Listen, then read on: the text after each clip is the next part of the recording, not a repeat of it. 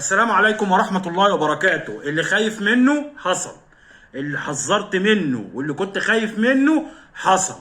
الرئيس طلع قال في زيادات في المرتبات اعتبارا من شهر 4. تمام؟ اعتبارا من شهر 4 في زيادات في المرتبات. طب احنا ما خدناش الزيادات، وتقريبا 90% من الموظفين في مصر ما خدوش الزيادات بحجة ان مفيش فلوس. نعمل ايه بقى دلوقتي؟ ما هو لو حضرتك عارف ان احنا ما خدناش دي تبقى مصيبة، ولو حضرتك ما تعرفش ان احنا ما بناخدش دي تبقى مصيبتين. تمام؟ ويطلع وزير المالية يقول لك ايه؟ 150 مليار جنيه هي قيمة الزيادات اللي اعلن عنها الرئيس في المرتبات. 150 مليار جنيه. هو انتوا محدش بيعد وراكم، بس 150 مليار جنيه على 6 مليون موظف، يعني كل موظف المفروض يزيد 25,000 جنيه. واحسبوه. مالناش دعوه بالارقام اللي هم بيقولوها، لينا دعوه بالارقام اللي الرئيس قالها. 1000 جنيه لكل موظف. مفيش. ومفيش حد بيلزم حد يدفع حاجه. بقول لك ايه، من ساعه حسني مبارك الله يرحمه كان اليوم اللي يقول فيه علاوه تاني يوم بناخدها. اليوم اللي كان بيقول فيه مبارك فيه علاوه تاني يوم بناخدها. مفيش علاوه قالها مبارك ما خدناهاش. رئيس الجمهوريه، وحضرتك رئيس الجمهوريه، حضرتك بتقول على العلاوات وبتقول على الزيادات وما بناخدهاش. وكمان الاسعار بتزيد. التاجر في السوق بيقول لي انتوا مش خدتوا علاوه وزدتوا، ما الاسعار لازم تزيد.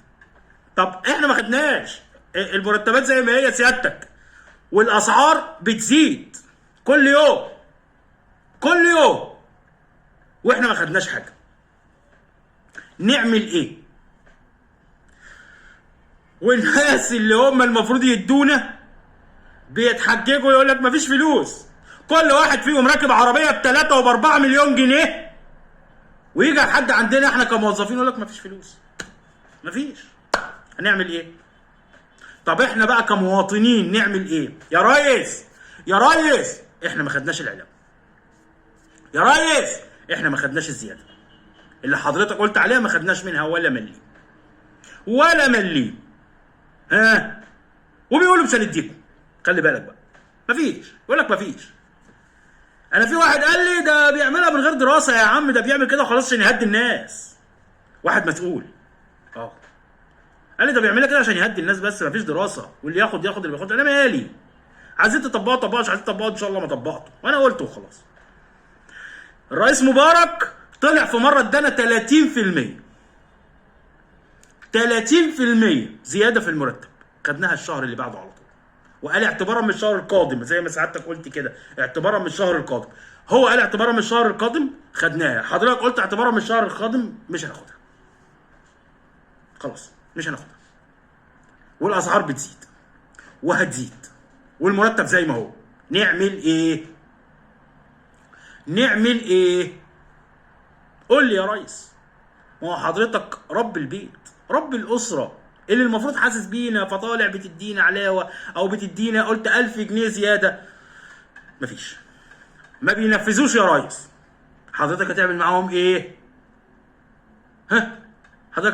ايه؟ ما بينفذوش. وبعدين في ناس تانية تطلع تقول لك ايه، اصل انتوا بتكلم بقى على الشغل اللي انا فيه، اصل انتوا قطاع خاص. يا عم انا بتخصم مني تأمينات، وبتخصم مني ضرايب، وبتخصم مني كل حاجه زي بتاع القطاع العام. يبقى ما بتدينيش ليه؟ طب انت بتدي لي هو، ما بتدينيش انا، وبتخصم مني. يعني ال 300 جنيه اخر حاجه زايدينها، 300 جنيه انا خدتهم 220 جنيه. يعني مش 300 كمان، خاصم مني ضرايب وخاصم مني تأمينات وخاصم مني حاجات ومحتاجات. نعمل ايه؟ يا ريس اللي حضرتك بتقوله ما بيتنفذش. هل بقى حضرتك بتقوله فعلا عشان تهدي الناس، واللي يتنفذ وما يتنفذش ما يتنفذش، ولا حضرتك فعلا ما تعرفش ان هو ما بيتنفذش؟ نعمل ايه يا رئيس الجمهوريه؟ نعمل ايه؟ مرتبات زي ما هي والاسعار بتولع، الاسعار بتفجر اكتر ما هي فجره. نعمل ايه؟ ولا حاجه. اشوفكم الحلقه.